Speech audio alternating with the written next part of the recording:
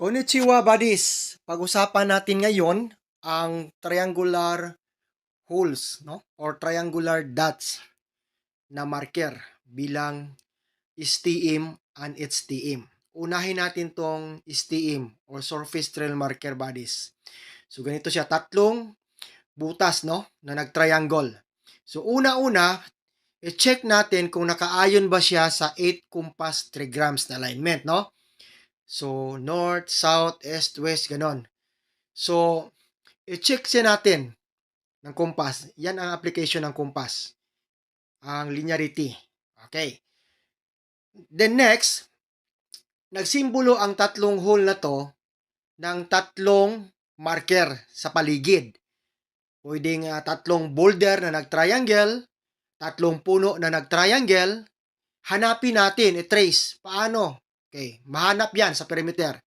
Next, pwede ang tatlong hole na to ay arrow way. No? Tingnan natin ang illustration natin. I-connect natin ang tatlong holes na nag-triangle, then bawat dulo ay pwede directional. Pointer to marker and even pointer to dig site. Next, the missing code secrecy. Okay? So, X intersection or cross intersection, ganyan siya. Ang tatlo ay given, ang isang spot ay missing, at yan ang target dig site ng heading object. Okay? So, yan body sa surface trail marker. Doon tayo sa HTM naman. So, ito, sa ilalim talaga ito nakuha. Tatlong dot o tatlong hole. Nag-triangle, perfect talaga pagkagawa. So, nakita ito sa ilalim ng hukay. Ang ibig sabihin nito ay centering, lalo na bilog na bato ang inukitan. So, centering. So, ang tatlong dots naman, pareha ng lutuan bodies, sugangan. So, ibig sabihin, target item under. So, target object under. Huwag ka nang liliko. Sugangan ay lutuan na yan, no? Nasa ilalim ang object. So, proceed downward dahil nasa Kodmaro shop ka na, center shop. 0 point or placeholder ng item. So, yan ang sikreto ng tatlong dots or tatlong holes na nag-triangle bodies. So, bantayan natin dahil this is most common marker sa mga Japanese treasure boreal layout. Ito pakapin bodies, last na lang. Itong tinatawag na Kojiki stroke, small deposit. Tatlong slash na nag-triangle din. Okay? Ibig sabihin, small deposit. Okay? Thank you for watching and Bansai Buddies. Hello buddies, papakita ko ngayon ang Tri-Stone Formation yan. Okay? Nasa tuktok tayo, no, ng bundok. Yan. So pag titingnan natin, tatlong bato. Isa, dalawa, tatlo. Ayan siya. Okay. Parang heart yan eh. Yan. Ito, may dulo, may pointer. So ito siya, makakuha tayo dyan ng 3 feet or 1 yard. 3 feet din. Then dito, sobra siya. So hindi siya equilateral triangle. So ibig sabihin nito, directional. So pag titingnan naman natin dito, connect natin yan, connect dito. So ito ang bato na magbigay kung saan ang load. Okay, so check natin to kung may timailhan siya. Yan buddies, oh. So walang load dyan sa gitna ng triangle, ha? So this is what we call the Y pattern, letter Y pattern. Isa, dalawa, tatlo. Ito, andyan ang hole, oh. Yan. Yan. Tapos may tiny hole pa in front, 1 yard. So dito na ang target ko natin. Ito yung istaka natin. Yan. Okay. So ibig sabihin, triangle, connect mo dito, missing length niya sa dig site. Itong tinatawag natin na treasure boreal layout Y pattern. Isa, dalawa, tatlo. Ito ang load pang-apat. Yan siya. So letter Y formation. So yan kasimple buddies, no? Then pansinin natin, no? Sulitin ko, yan ang confirmatory na may item in front. Yan, bilog na may bilog pa. Yan. Okay. So hindi talaga siya maatarog.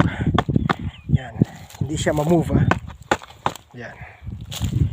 Hindi talaga siya ma-move. Okay. So dito tayo sa kabila niya. Parang arrowway na siya formation. Yan.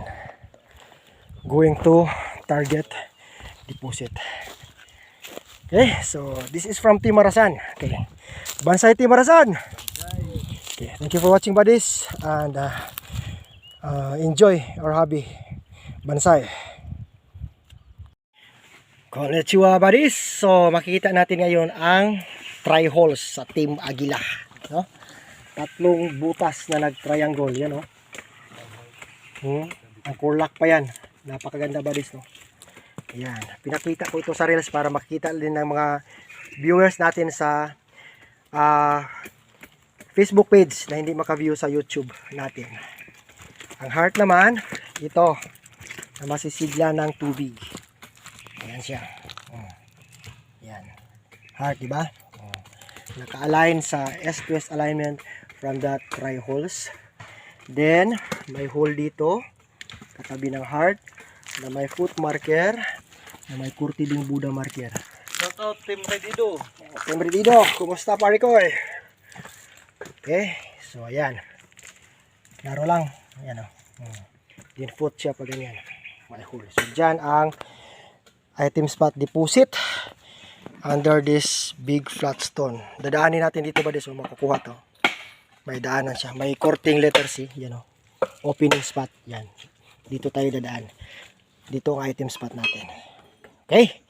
So, thank you for watching and good luck sa mga katropa nating mahilig sa ginto. And we're praying na marami pang makahits na mga treasure hunter. Bansay buddies! Bansay Team Agila! Bansay! Konnichiwa buddies! Pag-usapan natin directly ang marker na ito, no? So ito siya buddies, natabunan siya ng lupa, pero paglinis ng team, ayan nakikita ang kabuuan niya. Flat stone, no? With multiple sign. Una makikita natin ang bilog or kodmaro, no? Yan. Bilog siya buddies, no? Okay, so mapapansin natin perfect ang pagkabilog niya. Then may dalawa siyang guhit, no? Sa gilid. Tawag diyan spokes or rays, no? So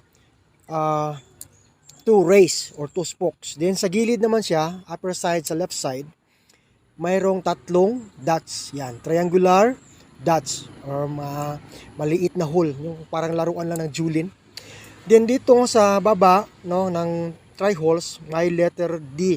Hindi siya nabilog pero letter D, opening spot ang meaning niya buddies, or metal element kasi nasa west side. Ayan ang kabuuan niya, no.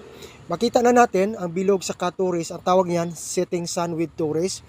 Then upper left is triangular holes, then merong letter D, no, or opening kochi marker. So alam na natin ibig sabihin, this is the opening spot buddies, no. Then ang tatlong try dots, no, ay siyempre alam natin na sikreto niyan. May gap siya, no, tawag nito elemental wood element or boundary, no. So ibig sabihin itong sa kabila na side is lock point. So dito, itong arrow, tingnan natin, yan ang target spot natin, ang bilog mismo na may two rays or the setting sun with two rays. Setting sun kasi west side, no? Pasalop ang adlaw buddies. So ayan na siya ang kabuuan. In short, isa po itong sikreto sa mga quick deposit, no? Quick deposit tips buddies. So tingnan natin, pansinin natin, no? Setting sun with two rays, naka-lock point siya, may lock point sa west side, may try holes, then opening spot. Ito yung malaking boulder bodies na may naka-engrave na malaking paa.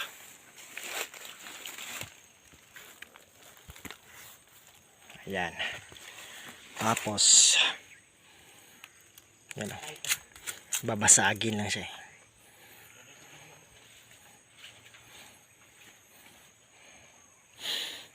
Yun naman ang coordinate marker niya. Ayan. Okay. So sa ganitong setup, opening mouth. So let us open this space. Dito naka letter D. I-open lang siya Yan, swerte naman ang team natin. Yan siya.